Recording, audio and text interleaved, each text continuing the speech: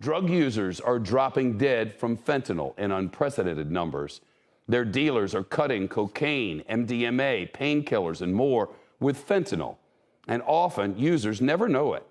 Today is the first National Fentanyl Awareness Day.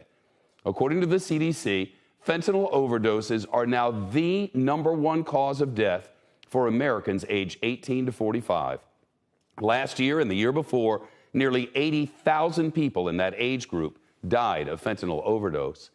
Now there's a new push to make it easier for folks to test their drugs before they use. Advocates say it could save thousands of lives. Here's CNBC's Andrea Day. We're going to put that in the water.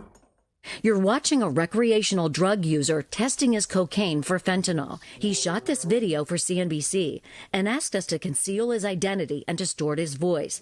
That test strip will let him know if the drug is laced with the killer opioid. And at the end of 5 minutes, we should have a result.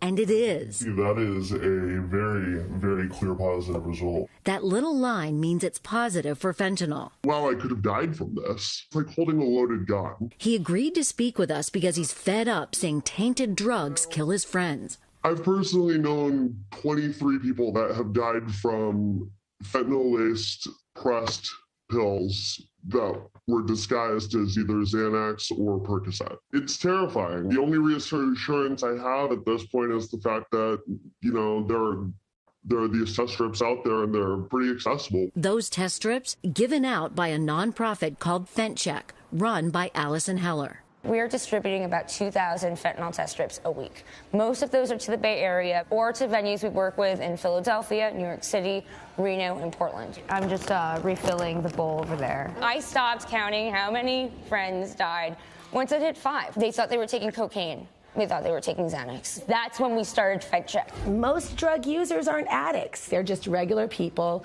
and they deserve to live, and they deserve to survive the night. That's why bartender Bobbie Jean Daniel is keeping the strip stocked up at her bar in New York City. It's like in the 80s and the 90s with the AIDS crisis, all the bars and restaurants kept condoms. I like to see that happening with FENTCheck strips. But this tiny drug test that some say could save lives is illegal in the 25 states here shaded in red. That's because the strip is considered drug paraphernalia. One of those states, Kansas. To legalize paraphernalia does not address the illegal use of drugs, doesn't address the illegal sale of drugs. State Senator Molly Baumgardner recently opposed a provision that would make fentanyl testing strips legal in her state. To be clear, these fentanyl test strips do not save lives. Fentanyl strips do not deter people from using drugs. To critics who believe that these are not saving lives, these fentanyl test strips allow people to have informed consent before they take something, and that deters their decision to take these drugs. Ed Turnan and his wife Mary lost their 22-year-old son Charlie after he took one pill laced with fentanyl. Any drug that your young person might sample or try could potentially be contaminated with fentanyl. So there really is no such thing as a kid who's safe from this. He says Charlie thought he was taking the prescription painkiller Percocet, which he got from a dealer on social media. It turned out to be a counterfeit pill made entirely of fentanyl. Ed says Charlie didn't use a test strip, and he's not sure that would have saved his life. Part of the reason? Testing pills is more difficult than checking a powdered substance like cocaine. To start off with, you have to crush the entire pill to get an accurate result. I think fentanyl test strips should be legal in every state, but if you don't discuss the limitations of these test strips when it comes to pills, you may be causing more harm than good.